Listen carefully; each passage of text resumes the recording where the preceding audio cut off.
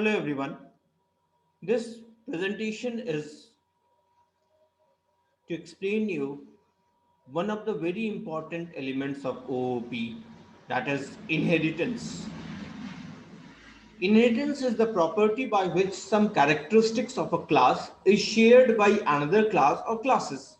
Now, there can be one class which has already been defined, and if we want that information present in that class could be used by another class.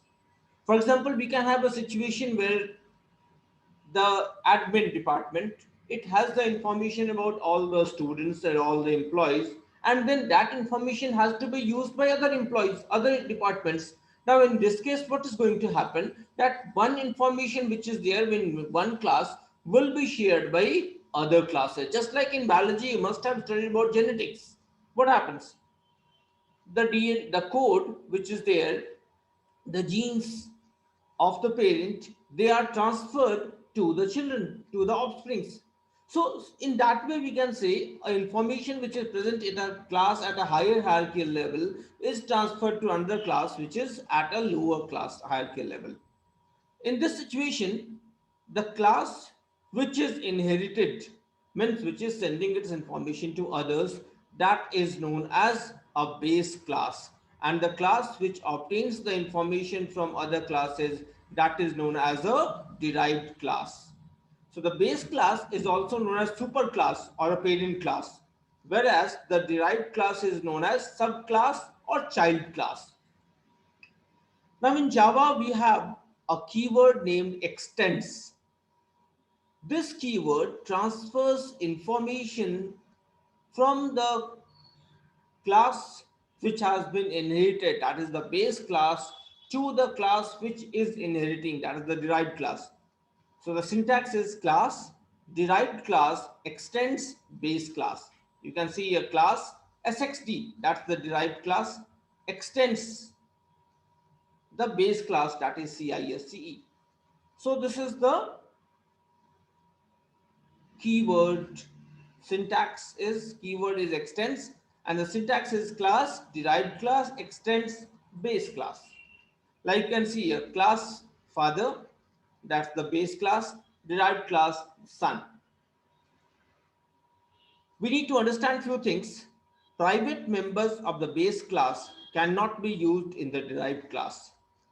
Then public members of the base class can be used in the derived class, and the protected members of the base class can be used in the derived class. We can have the various access specifiers just like we have discussed earlier also, public, private and protected.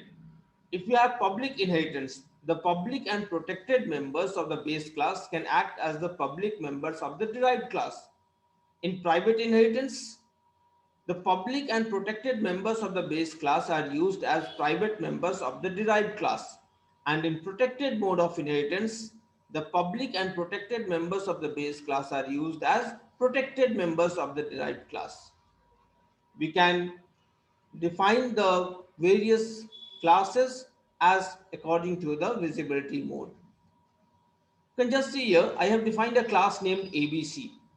It has a private variable int a. Void get a. I'm assigning it as 5. Int input.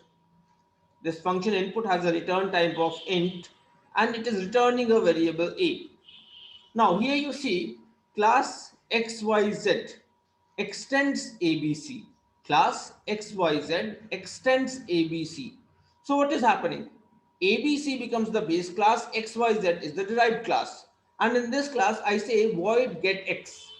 X equal to 8. I have assigned the value 8 to X. Void at Z equal to, I told, X plus input. X plus input. Now, since the class has been inherited, the class ABC has been inherited by XYZ. So what will happen? The function input, which was there in the base class, could be accessed in the derived class, right? It could be accessed in the derived class. So that's why the return statement will give it 5, which was the value of A. And then it adds the value and we, in the display function, we get the result as sum 13. So this is the situation when we have inherited a class class ABC has been extended as a class to the class XYZ. So both the classes are linked here. I hope this gives you an idea about what is inheritance and how the inheritance happens. We'll discuss further about the next topic.